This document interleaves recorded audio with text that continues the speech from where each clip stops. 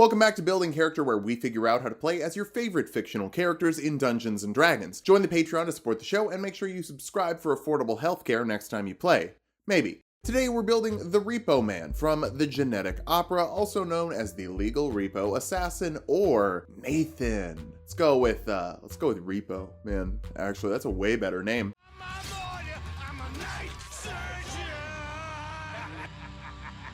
Let's start off with our goals for this build. First, we need to sneak up on unsuspecting debtors. If they see you coming, you might not be able to take their eyes. Next, we need medical skills. If you're not a trained doctor, the people you're repoing could die. Oh, they die? They die anyway? Oh. Well, you used to be a doctor, and it would be embarrassing to deliver a lung instead of a kidney. Finally, we gotta gaslight our daughter. It's wild that the first two goals are for murdering people, but I'm like, ooh, gaslighting, this guy doesn't sound very nice. For stats, we'll be using the standard point array from the player's handbook. Roll for stats if you want, just keep your multi-classing minimums in mind. Dexterity will be number 1. Shaky hands make for poor surgery, because the patient will probably run away if they see you. Wisdom next. Medicine is a wisdom skill, actually. Lord knows we don't need insight or perception, though. Dude never second guesses his boss named Rotty Largo, aka Rotten Bigly, and his daughter sneaks up on him, womp womp. Charisma after that. Lying is important. You've got an imposing frame, 6'6" head and shoulders. Fall out with strength. Grappling people could help stop people from getting away. I don't want to dump intelligence because you do some science stuff. We'll actually dump constitution. Movie kind of ends with you taking 1 hit from Luigi and becoming incapacitated. It would be cool if someone was watching this without seeing Repo first and thought Mario's brother stabbed him.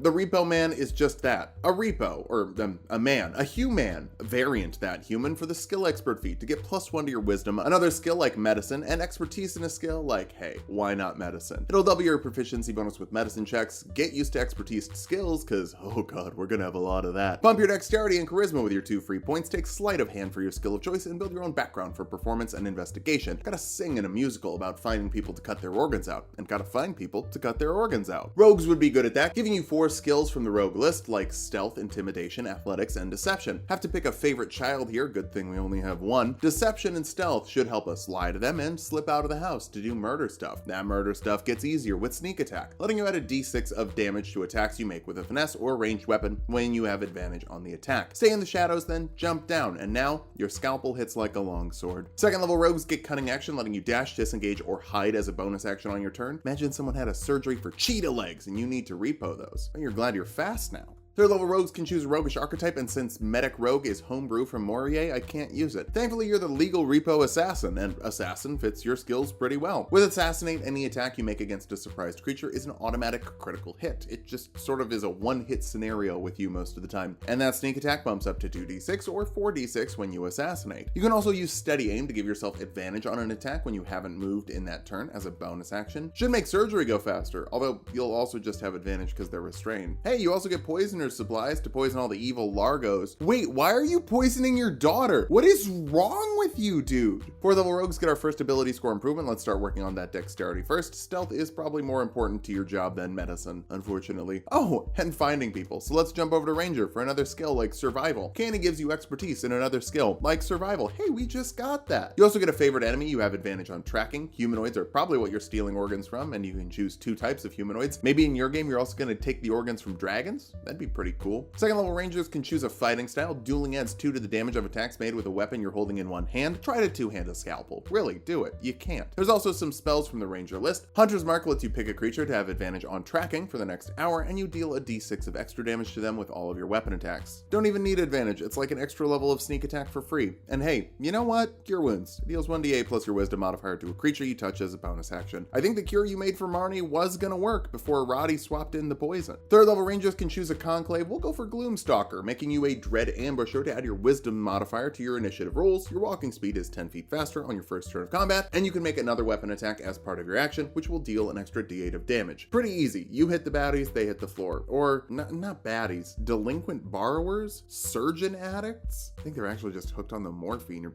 Zydrate. They just associate it with the surgery. Anyway, you also have Umbral Sight, giving you 60 feet of dark vision, and creatures who rely on dark vision can't see you. It makes you the perfect surgeon for the the night, like some sort of nocturnal doctor. We can also grab another spell like Snare, which sets up a rope to catch people and hoist them up into the air. Gotta love setting a little trap, like a wily coyote of legalized murder. 4th level rangers get another ability score improvement, cap off that dexterity for maximum creeping and sneaking. 5th level rangers get an extra attack, letting you make 2 attacks with your action instead of 1. Worth noting, sneak attack only works on one of those attacks, but Hunter's Mark would work for all of them. You also get 2nd level spells here. Pass Without Trace lets you add 10 to the stealth checks of you and your allies for up to an hour, depending on your concentration. It's kind of wild how sneaky this giant-ass bondage man is. I think people are just more accepting of weirdness in this world. Things you see in a graveyard, you know? Back over to Rogue now. 5th level rogues get Uncanny Dodge, letting you have incoming damage as a reaction. I know we dumped Constitution since we're gonna just kind of kill things before they can react, but you've got to drop a few of Roddy's goons. This might help to live a little bit longer. Or you could just make them die with 3d6 sneak attack damage, 6d6 when you assassinate them. 6th level rogues get another set of expertise. Let's round it out with intimidation and performance. You turned a dude into a hand puppet. Come on, that is expertise. Back over to Rangers. 6th level Rangers get roving, giving you 5 extra feet of movement speed, a swimming speed, and a climbing speed. Great if one of your targets lives on the 2nd floor. Say what you will about the dystopia, but that vertical design of the buildings is probably more environmentally friendly. 7th level Gloomstalkers get Iron Will for proficiency with wisdom saving throws. Eventually you have to decide to take out a Largo. I don't know if Roddy is using something like Charm Person, but if he was, this explains how you stopped that. 8th level Rangers get another ability score improvement. Work that wisdom for better ambushing and medicine. You're basically the jump scare doctor. Surprise! You have medical debt. Terrifying.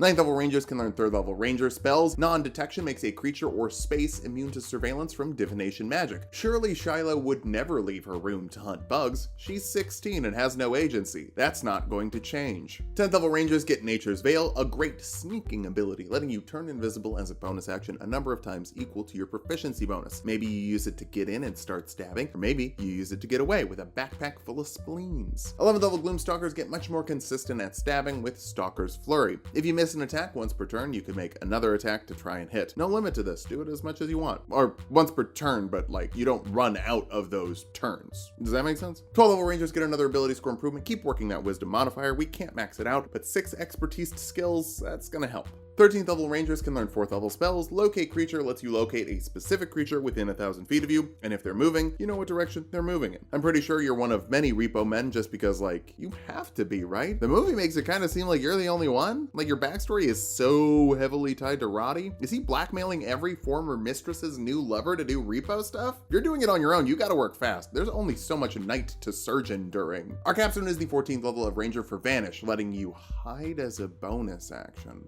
We got that at 2nd level of Rogue. Okay, this is old Ranger. I'm sure they buffed it when they revised it for Tasha's. No. Huh. Could get evasion with 7th level Rogue, but I didn't actually see Repo Man jump out of an explosion at any time, so we're just gonna get the better hit die. Actually, Rogue also gets better sneak attack. It's probably better to just do Rogue. He just never does evasion, so I can't really put it on. Now that we've hit level 20, let's figure out how viable this build is. First, you're an expert with 6 levels of expertise, making sure that you're always nailing things you're good at. You're also popping off in the first round. 3 attacks, a sneak attack, and the ability to get in and start carving. Finally, sneaking is very useful, and mixing Ranger and Rogue makes you the sneakiest surgeon we've ever built. I think you're the only surgeon we've ever built, but if we ever make Bones McCoy, you'll still be sneakier. For weaknesses, who let you dump Constitution in the Repo universe? You're gonna need a new organ so fast if you have less than 100 HP. That last level is also a bummer. Locate Creature might seem like a useful thing to dive into, but going 8 levels of Rogue and just using expertise and favorite enemy should let you find stuff pretty much automatically anyway. And you know what? Final con, it's just a Ranger after level 8. Even the buffed version of Tasha forgot to go past level 8. It's kind of a Wizards of the Coast